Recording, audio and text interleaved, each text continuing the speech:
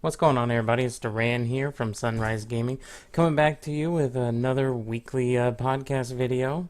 Today I am joined by Lax. We're going to be going over everything that's happened this past week in Overwatch. If you've never watched one of our or listened to one of our podcasts before, this is a true podcast. There's no gameplay or anything in the background. So if you have some chores or whatnot that need to get done, maybe clean your room, go outside, whatever, put us on your I don't know, what are the kids using these days? Those fancy iPhones or something? Put that on there. Put us in the background. Get your My God, stuff you're not done. that old. Yeah, whatever. I feel old these days. Anyway, so all our social media and whatnot will be linked down below. This was a very interesting week for Overwatch, so we're pretty A excited lot to of talk things, a about lot of this things. stuff. A lot of things to go over. So, Lax, how are you doing today? Doing great, man. How are you? Doing good. You ready to go down this list of stuff, I'm good. You want to just go top to bottom? top to bottom? Sounds good to me. All right, first up, Doomfist was released in competitive. I didn't get to see a whole lot. I didn't play it. I was not really interested in playing when he first came out. Mm-hmm. But I did watch a few streamers and I watched a few YouTube videos. He's interesting. There's a theme. Either the player using Doomfist has no idea what he's doing and basically is throwing for his team, or the enemy team attacking has no idea how to deal with Doomfist and Doomfist runs amok. That's kind of what I've seen, which kind of makes sense for a new character that comes out. So, what do you think? No, that's usually how it is. We saw the same when Orisa came out. We saw the same with Yeah, Anna. Saw the same with Sombra. It's gonna take time for a character to find themselves in the meta. Like many people have said before, Doomfist isn't really a dive hero, so not gonna see a whole lot of him in the pro scene and whatnot. But yeah. Doomfist is he's an interesting character. He's a kind of a one-trick pony. Meteor Strike is people are starting to learn more about it. It's still getting kills, but not as much as it used to. Yeah. And I think people are It's starting to pick up on how to counter him as well. So yeah. Anything at range can really take him out fairly easily. Obviously, you have to be somewhat skilled to do it, but just like Pharah, a Widow, a McCree, a Soldier, anything that kind of stay away from him and do damage to him from afar is pretty good. And Tracer because she can blink around and it's hard to hit her, but yeah. ain't bad. Do you think over time Doomfist will find a place in the meta, or do you think the meta is going to change before he gets his spot? The meta is probably going to have to change. I mean, you've already started to see it change a very, very slight amount, which we'll go into later. But there's been some not new characters, but like different characters that are being used in like the higher echelons in Pro and in the World Cup.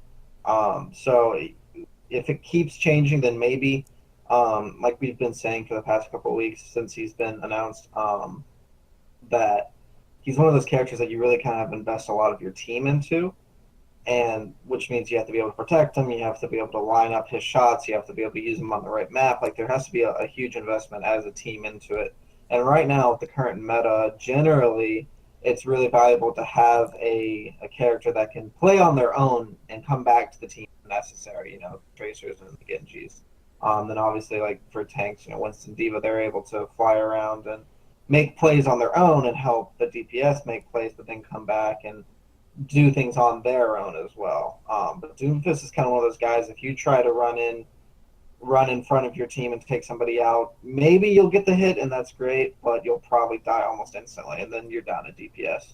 And as we know, when you go down to DPS, it's really hard to climb back from that. So, like I said, yeah, I think the meta's gonna have to change before we start to see anything crazy with him. But I mean, it could be wrong. I mean, we're just now seeing Sombra being played fairly regularly. I mean, she doesn't have the highest pick rate, but fairly regularly. Yeah, Um, so ultimately, I think it's definitely going to take time.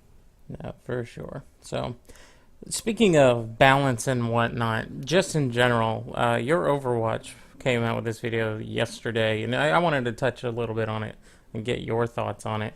Is Mm-hmm. Overwatch a hard game to balance? Yes and no. We Because have we to have no define. defined. I was about to say we have no Yeah. defined damage per or damage numbers and whatnot. You know how much. Mm-hmm. So go ahead. I'm sorry. No, you're fine. I was going to say you have to define what balance means. Do you mean balance as in every character can do pretty much the same thing and they're all interchangeable? if that were the case, then we would only have one character. Everybody would just run in as soldier, run in as tracer. Mm-hmm. Because you can't have everybody do the same thing. There's a reason why you have different tanks, because you want them for different scenarios. There's a reason you want different DPS, because you want them for different scenarios and so forth. Um, so I think it's impossible to balance in terms of making every single character balance, but I mean, Overwatch is a team game. You can't say that, oh, it's unbalanced because Tracer's really good right now. It's like, okay, well, maybe you and your team should figure out how to counter their Tracer. So I think if you talk about balancing from the point of view that we want teams, when they go in, if their skill is the same, then it should be a balanced game. But there is no like one trick pony. You can't just take a soldier and automatically win. You can't take a diva and automatically win. Now, there is an argument for really strong characters.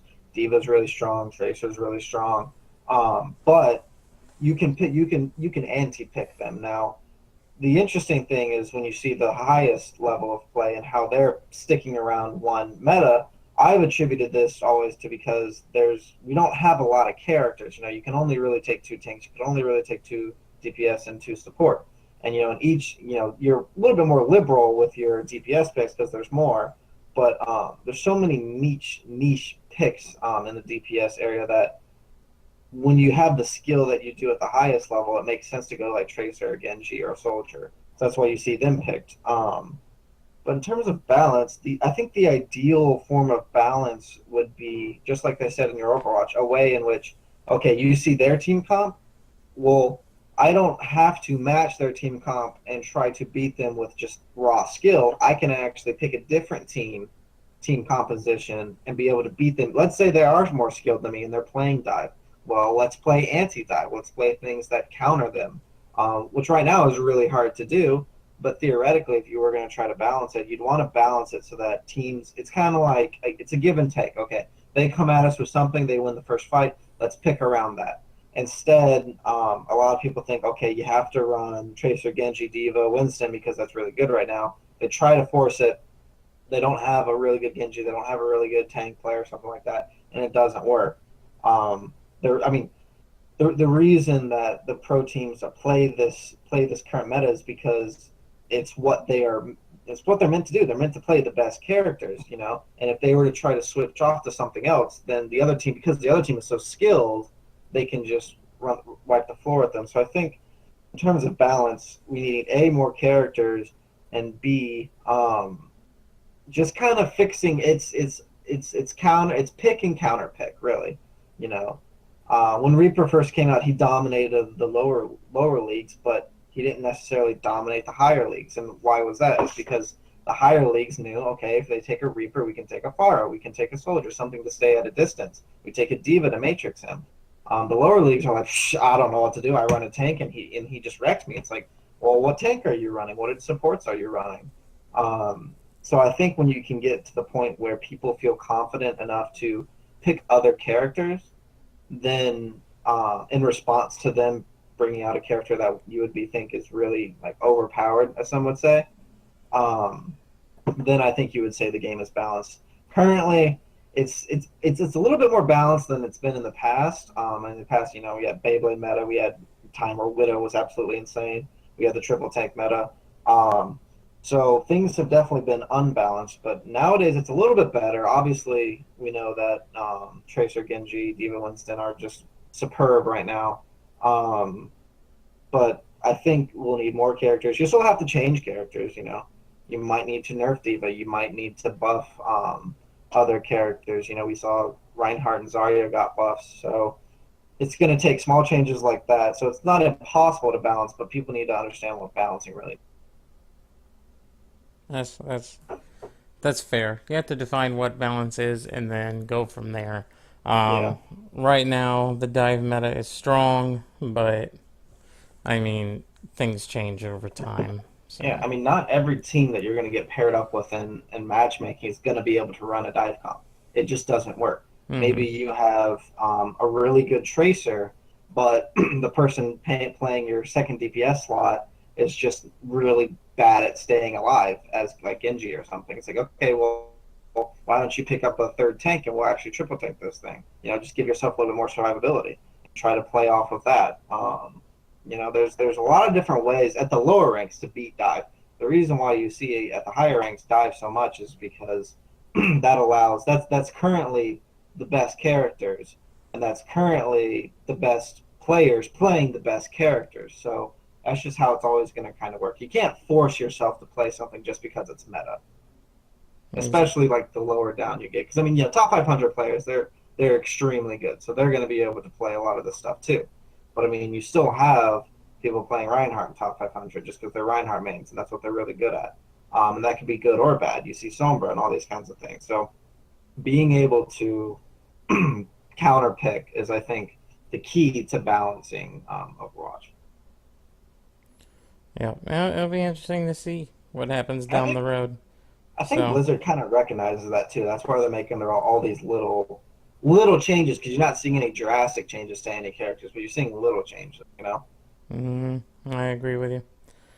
All right, so moving on then, after balance. This is kind of just a funny note that I put in here. When will this season end? It ends in like 20-some days. I cannot wait for it to be over. I am ready for the next season. I was really upset because I thought Season 5 was going to be the pinnacle season with the dive meta and whatnot. Yeah. But as it turned out, as the way nature intended, the trolls took over.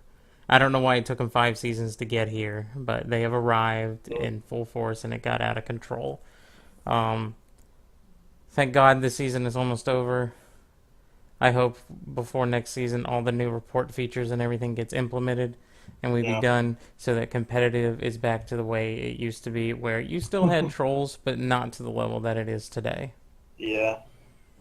I'll still say it. I really think it's the SR system that's just incentivizing people to be toxic if somebody asks them to switch off. I don't know. It's... Yeah. I don't think the actual meta is that, but anybody that can't, just flat out can't play any of the meta characters, then yeah, I can see how you probably don't like the season. But in the triple tank meta, I absolutely hated it, because even though I love playing Reinhardt, I hate how slow it is. Mm-hmm. I hate all that. So I didn't like that meta, but I love this meta because it's a lot faster. That's how I like to play. But the trolling and the one tricking, that's very annoying. So I'm hoping that they're going to take a serious look at what the game is like currently. Basing all your executive decisions off of what the professionals do. The professionals don't really care about rank. They have their contract with their team. They don't give a damn if they're master, grandmaster, or not. They don't care. Obviously you want to be somewhat high so you have some credibility. Push comes to shove, something bad happens, but. The difference between being a top 100 player and a top 500 and grandmaster isn't really the biggest deal to them. But for people that are looking for pro contracts, you really need a high SR ranking. So I can understand how get really annoyed with how the trolls are kind of distorting the way the game is currently being played. Yeah. Hope all in all, this season ends, next season starts up, we get some changes. Anyway, moving on. It's that time of year again. Oh yeah. The summer games are back. I actually started playing during the summer games. I did not start playing this game until the summer games patch, the first one. So summer games was what I identified, as when I started and how I started to love the game. Let's talk about summer games. We've got the old skins are going to be available for coins. What do you think about that? I'm extremely excited because I didn't play the summer games. I started playing near the winter, so I'm extremely excited to be able to get my hands on some of the old skins that I could never get beforehand. Yep, very excited about that. I know they're going to probably have a price tag on them with coins, but that's okay, because this just means that every year you can get these skins, so you can save up. Not a big deal. Some of the leaked new skins look pretty cool. Didn't see a whole lot. There was a Pharah skin that looked pretty interesting, and because when this season ends, I get my golden gun, so I'll have the new skin and the golden gun for Pharah. And let's talk about this. I thought it was a joke at first until I watched the developer update. Ladies and gentlemen, we're gonna have competitive Lucio Ball with an actual SR ranking system. I'm extremely excited. Wait. What's up? What if competitive Lucio Ball is a test for a new ranking system, and that's why they're doing it. I would say that they are making a huge mistake in making it Lucio Ball because you're gonna flood the market with a lot of like not very No, like to you know. change the SR ranking system because they're going to I have get what you bronze, know. silver, gold. Yeah. I'm just Maybe, saying they're going to try maybe. it out because Lucio Ball's only available in the summer, so they got like a 1 month period, and they'll look and see, maybe if they've made a new SR system, they're going to see how it works with Lucio Ball and then expand on it. Yeah, maybe. That would be interesting. That'd Are, be a cool little test to do for him. are you going to compete? Dude, it's Lucio. Hell yeah, I'm gonna compete. Okay. Bruh, you're talking Okay. to a former Lucio main, dude. Oh God, I'm excited to watch the competitive Lucio Ball streams when all It's these gonna pro be players lit. are trying to play Lucio. You know there's gonna be some pro play. I bet you right now XQC is gonna go insane and try to be like rank one or whatever it's gonna be. Oh Can you God, imagine that guy playing competitive Lucio Ball? I'm sure there's gonna be It's like going in! It's going in! three Love that guy. three stacks, getting ready to Yeah. gear up to do some Lucio Ball. You'll get a spray, you'll get Team a bonding. player icon, and everything if you're in the top 500, so on and so forth. So it'll. I think the summer games is gonna be very interesting. So I'm excited for it. I definitely want to play it because I didn't play it last year. So it's a lot of fun. It's interesting, but from what I've seen, it looks like a lot of fun. it is fun. It's gonna be fun. Everybody's gonna have a good time. We're gonna have a good couple of laughs with it. So looking forward to it. Have a good laugh. Probably going to be some balance changes that drop as well when the Summer Games comes out. Just real quick, any speculation what might be changed when that happens? Um, I think I honestly don't think they're going to touch Roadhog. I know they kind of want to, maybe. I know some Well, they've people have got his damage speculated. up on the PTR right Yeah, now. I know that. Beyond that, I don't think they're going to touch him that much. Maybe yeah, Roadhog's just one of those characters, as we've seen. If you change him just a little bit, you can in the right way, you can really break him. So I don't think they'll change him. I'd be surprised if they changed Orisa. I don't think they're going to change the tanks. They've already changed Reinhardt and Zarya, and I think those are good changes. Um, I don't think they'll change Anna. Can't really change Zen all that much. No, I don't think they're going to change the supports. Let me think. I'd be, they. I think I. Oh well, the Junkrat changes are going to go through probably. Yes, they will. Are they in the PTR right now? They are, yes. Okay, so that'll be there, which is interesting. I think those are really funny. Um, hmm. Maybe there you might see another McCree change Why you because think High you. Noon's too good now? I don't know. Not that it's too good. First of all, I think a lot of people don't understand how to use Hynun properly. Um, but I think Well, hold on. I'm using it just to get a quick pick. yeah, no, that's how you should be using it. A lot Okay. of people, because it's so much faster, are trying to get themselves in this perfect position to get like 4 or 5. And it's because it goes so fast. Is you can if you can catch somebody out of line, pop it on them, and take them out right before a fight, then like that's like an insane ult right there. Gotcha. Because yeah, I mean, because he's like so vulnerable. I mean, yes, it charges faster, but he's pretty vulnerable because he can't move, and he kind of declares himself out in the open that he is now ulting. Um, he kind of makes it obvious. So if you can get somebody out of position and punish them, then it's a good use of it. Yeah. But I don't think they'll change his ult. His flashbang got to change. You might see a change with his role. I think I think hit Blizzard and whatchamacallit, and the players want him to be the anti-dive character, Oh, well, he even should though it be. looks like, yeah, theoretically he should be, right? Um, but I think Junkrat is kind of anti-dive right now, sort of. And then obviously Zarya pretty much now is with her ult. Um, Jesus, maybe May change might be in order. If she slows people down, Yeah, it could be. that'd be interesting. You only really see her when people are stalling points because she's a good stall character, but that's about it. Yep. It's So, just it's see, Overwatch is one of those games where the characters are really specifically tuned. Now there are some that are much more complicated than others. Characters like Reinhardt and Zarya. Like Zarya is fairly complicated, but she has only like 2 abilities. Same thing with Reinhardt. So if you can tweak them a little bit, but if you tweak characters like May that slows people down, or McCree, which is very skillful but high damage potential, you change those characters too much, then you can definitely really break something. Yeah, no, I'm with you. Um, all right. Moving on. This is an announcement that just came up pretty recently. Hmm. Um, and this is kind of a big deal because this is the first if of its kind, if I'm correct. Like that's well Um, known. well, I mean, didn't I mean, oh gosh, what was the team? The XQC played for? Right, They just but got dropped. I don't think they disbanded. right. There's a difference between getting dropped and Yeah. then disbanding. For those of you that have been watching this podcast, I was a big fan of Selfless. They Hmm. have recently disbanded their Overwatch team and are actually selling the brand as a whole. So, Just the brand. just the brand. That's very interesting. So players like Iman GG, Carpe, they are now in the pool and are looking to be picked up. I think So Carpe has a few offers on the table. I'm sure they both have He'll offers on probably the go back to table. South Korea. I'm sure they both have offers on the table. So Yeah. this is interesting because I honestly didn't, with all the money that's behind Overwatch, I didn't think we were going to start seeing any teams disbanding like this Yeah. so It's soon. surprising. I mean, think about it. It's probably one of those decisions. Maybe Selfless didn't have a whole lot of money, so they would have to pour everything into their Overwatch team in order to get them into the Overwatch League with the Yeah, $20 million buy-in. So maybe they thought that it just wasn't a good investment opportunity. no, I understand.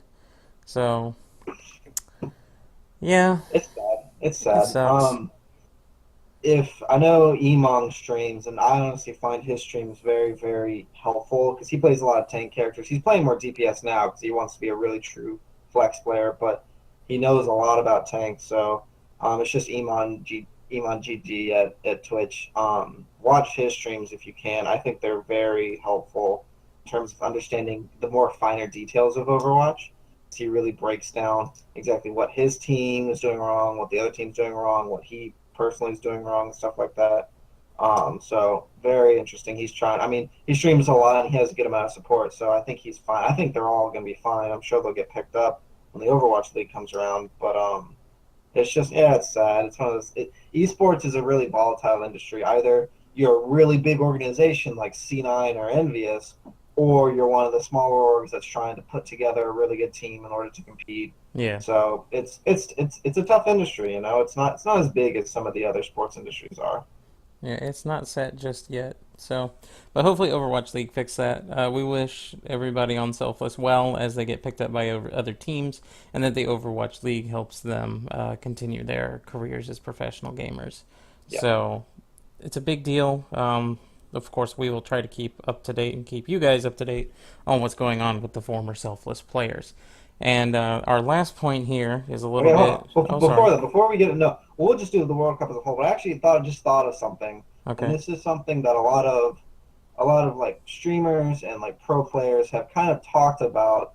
Do you think that Overwatch currently is ready to be the full competitive esports program game that a lot of people that Blizzard wants it to be? Because I know I've talked to. I'll just set the stage. A couple of pro players that I've talked, not personally talked to, but have heard talking. Big difference. Um, Mm-hmm. have have You're said not that that. famous yet, Lax. I wish, one day, man, one day. Last year. Anyways, have said that they think that Overwatch. I mean, they've talked about how we talked about earlier how it's hard to balance, but there's just so many little things that can go wrong, and that some have said that they feel like Blizzard kind of rushed it into the esports scene. Of course, obviously, it's a private, sort of organization that puts these Mm-hmm. tournaments together, but Blizzard helps promote it, and they might invest in it. And obviously now with the Overwatch League, there seems to be we want the Overwatch League because we feel like it can push esports to the next level, but we're afraid that Overwatch might not be ready for it as a game. Um. Hmm. As they say, especially with maps like their newer maps, they're kind of upset about like Oasis. A lot of pro players don't like Lunar Colony. Pretty much nobody likes. I think 2CP is just kind of a stupid format. and things like that. Um, that's an interesting question. Yeah, right. It's weird because you see these pro teams play, and you're like, no, this is totally like an esports game, and then you hear them say this might not be sports ready. Obviously, they want it to be because that's their career, but at the same time, if they're saying it, maybe they're just frustrated or something. I don't know. Well, I've watched other esports and whatnot. Whenever new maps are out and whatnot, nobody likes them because they're so used to the old maps. But Yeah, I think everybody in every group in every rank agrees that 2CP is terrible. Nobody likes yeah, 2CP. It's yeah. not fun. It is not fun. King of the Hill is awesome. Payload and hybrid are amazing. 2CP is god awful. And anytime we get a 2CP map, you can like people now just like as soon as they connect into voice, they're like, God, here we go. Yeah. And I don't think that like I think what we need is another King of the Hill map. Okay. Why? Because Oasis was terrible. Yeah. Or we should just get another true payload map, not a hybrid like Okay. Eichenwald, like Yeah. just a true payload map where you push it right out the gate like Gibraltar. Right. Right. Right. Something like that would be cool. Maybe like I don't know, in some underground Overwatch facility or something. And you have to go. Now That'd the be thing cool. is, now hear me out. I know this is totally like attacker biased, but you have to just the payload is just going straight down.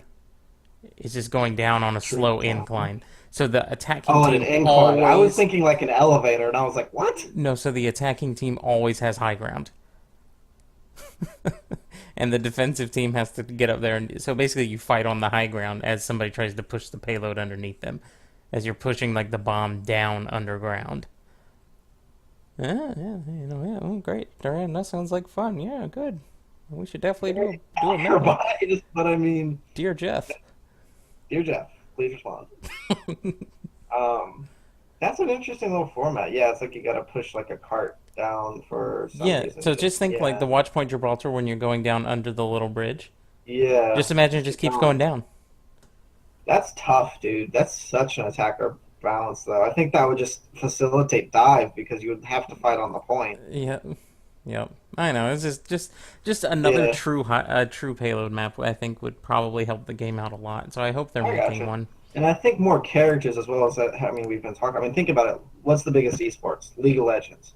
You know, They have how many tons of characters? characters. It's an insane amount. And they're all very similar, but they're different enough to where you can. I know how good their enemy team players. I don't know league, but is good at some hero or whatever. So I can try to pick it. And they also have. This is okay. Here's another thing. This actually, I think you don't want to do it now, but in the future, this might be a possible. You know how in League and you can like eliminate certain characters to use. Hmm. So like Oh, you obviously want you you don't. want you want to do the system where you have a hero lockout Yeah, before each yeah. match. Well, I don't think you can do it now because we have so many few characters. I mean, you lock out Yeah, you lock out you say Mercy in the lower ranks, or you lock out Anna and Lucio in the higher ranks, and you just. But at the same time, I think it could be a possibility in the future when we have a lot more characters. Possibly. Maybe in a couple years when Overwatch has like 40, 50 Yeah, heroes, then yeah, I'm down yeah. for that. That's not a bad idea, but we're not there yet, so we can't Yeah, do no, it. I definitely don't want it now. I mean, maybe if it's like a one hero lockout, that might be okay. But even that can just be annoying. Because you got to remember, if you do the lockout, like say each team gets to pick one hero to eliminate, that also means your team cannot use Yeah, that hero. exactly. So it's interesting. Hmm. That's not a bad idea. We'll Yeah, see. that's how I heard about that. I think it was like on a forum post. It's like Overwatch should implement a hero lockout. Everybody's freaking out. Like, no, no, no. The guy was like, no, no, calm down. Not now, In the later. future. And I was like, that makes sense. That makes sense. I'm with you. Did you have to get into a big forum argument with that one? No, I didn't. I just watched that one. People were mad, dude. They were like, no, no, League sucks, and this is why I can't play a character. It's like, well, duh, you got to be able to play multiple characters. There's literally hundreds. That's the whole point I of these think I don't hero know. games is you play more than one. Yeah, So definitely. Yeah. All right. I'll let you go ahead and do this World Cup stuff, and Yeah. I ask if you could please lead off with the Frog Denmark game. Okay. So, this past week has been there's been a lot of Overwatch World Cup Overwatch games, and there's been a lot of the tournament VODs coming out. So we'll talk about France versus Denmark first. Um, France versus Denmark, or should I call them Frog, as has been called. 'Cause Rogue is France. We've talked about that, so it's Frog. Frog versus Denmark. Frog is considered one of the best teams right now. They are Rogue. They're a professional team. They are France. They're really good. They run dive and they run it not so differently, but they do kind of push into a triple DPS when they need to. So France ended up winning Group B. They were the number one spot. They were ranked 8 going in, but they ended up taking their group. They played Denmark. That was a good match. And then so when they got after that was the group stage, and then they went into the knockout stage where they beat Norway and knocked Norway out. So, but the France Denmark game, the last game for the group stage, was absolutely insane. And you're going to say, Wax, why was it absolutely insane? Well, I'll tell you why, kiddos. This was a hybrid map. The map one, the other maps are really, really good games too. But map one was interesting because it was a hybrid map, and the final score was 7-6. That's right. It's on the Let highest that sink scoring, in. highest No, no, scoring. 8 to It was 7. 8 to My 7. bad. My Yeah, bad. it's 8 to 7. So, excuse me, stuck in my throat. Basically, Denmark attacked first. They Put took up the a point relatively quickly. really fast. Yeah. We we were thinking like, whoa, holy crap, Denmark's got this. Like they got it, and then they just kept rolling, and they really pushed France back. I think the payload stopped a couple of times, but like they rolled through. They ended up having I think France beat them at the last kind of choke. Well, they stopped them It before was the third Hollywood. point one time. It Yeah, ran through the whole streets phase without stopping. yeah, streets, and that tends to happen in streets. In most Yeah. for most games, you kind of just pull through the streets phase. But that final point, France stopped them, but Denmark came back and ended up pushing through and had like 2 minutes on the clock or something like that. Yeah, 2 minutes, 20 And seconds. then they flip sides, and France does the same thing. Yep. France rolls through, and they end up with like 3 minutes. They're like, okay, extra rounds, here we go. Denmark attacks. I think they lost like the first team fight, but they end up taking the first point. They get out to right around middle streets, maybe a little bit earlier. They had lost a fight or two after they'd taken the point, so now they're in overtime, and they push that dang payload in overtime from about middle streets, early streets, all the way to the end This is on in Hollywood, by overtime the way. on Hollywood in overtime the whole time, never getting off because you get off and then after a while you lose it almost instantly. So they end up getting another 3 points, so it's 6-3. Switches over to France side. France attacks. They struggle on the first fight, then they win it. And then Denmark comes back and wins another team fight, so they kind of push them a little bit and force France into overtime. Well, guess what France does? They push that payload all the way to the end in overtime and don't get off it. So now we have a 6-6 game. Denmark then attacks. So we're going into the second round of extra rounds. Denmark attacks, takes a few fights, but they finally win it fairly. They start off the streets phase in overtime. France wins a team fight. France hops off. Then then they switch it over. So Denmark is now at 7 points at 7-6. France then or Frog then attacks, barely gets into overtime, but push it past France. Or puts it past Denmark. France wins 8-7. One of the most insane games of Overwatch I've ever seen. One of the longest games as well. It was like more than 30 One map minutes, I was think. 40 minutes. Yeah, it was insane. It kind of brings up an interesting point. I saw a forum discussion talking about this. Is dive? It might be the best defensive comp, but is it? But is these types of maps do they favor the offense so much? Because these are high level teams. This is Rogue, and don't get me wrong, Denmark isn't ranked the highest, but they're ranked pretty well. So they should be doing well. So is this hybrid map? Is it this map? Is it something about the payload structure that is just not favorable to defenders because I mean, come on, 8-7, both teams pushed it all the way.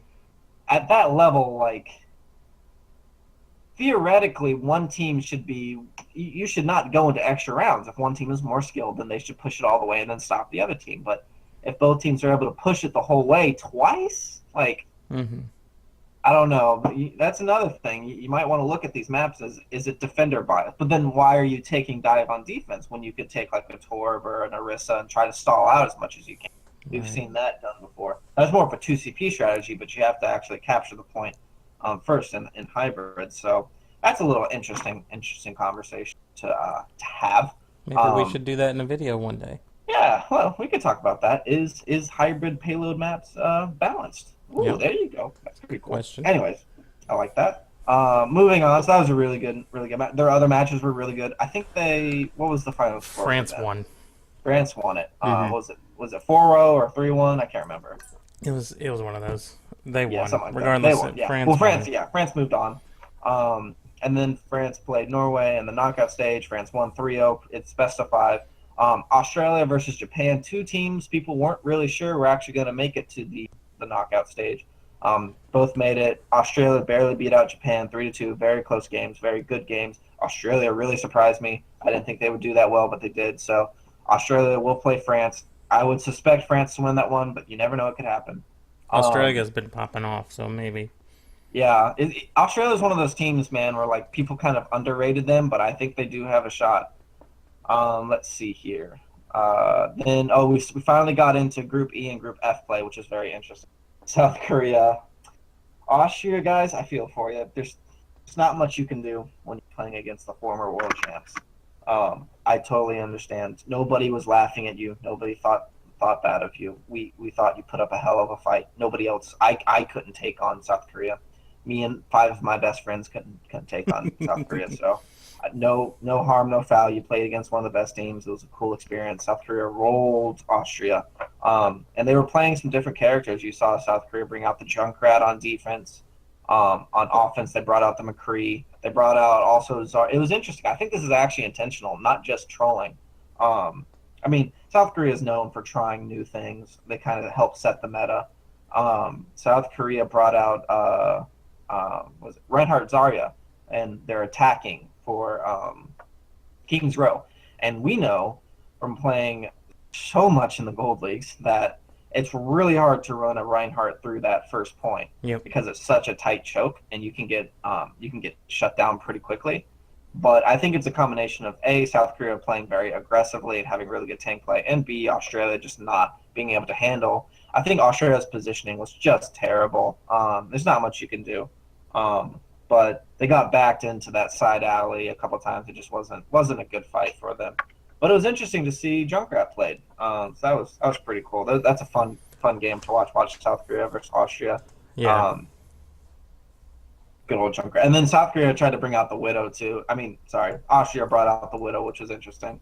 But you got to see some cool McCree play from South Korea as well. So good stuff there. Netherlands played Poland. Netherlands wiped the floor with them 4-0. They're fairly closely ranked. Netherlands is 15, Poland is 18. So you would think at least one map Poland could win, but Netherlands versus Poland, Netherlands won that one pretty handedly. Moving over to Group F, Russia beat Singapore 4-0. I would expect the team that went really far last year to do well. They did well against Singapore. Canada, my boy XQC looked really good, even though I don't like Canada. I'm a US of A guy, but XQC looked really good. They beat Turkey. Really good matches. Go back and watch them as much as you can. I think some really good play. You see dive, but then every now and then you'll see a Sombra, you'll see a McCree, you'll see a Widow. So the World Cup's a really interesting kind of mix of really meta picks and really maybe not so meta picks. Yeah, for sure.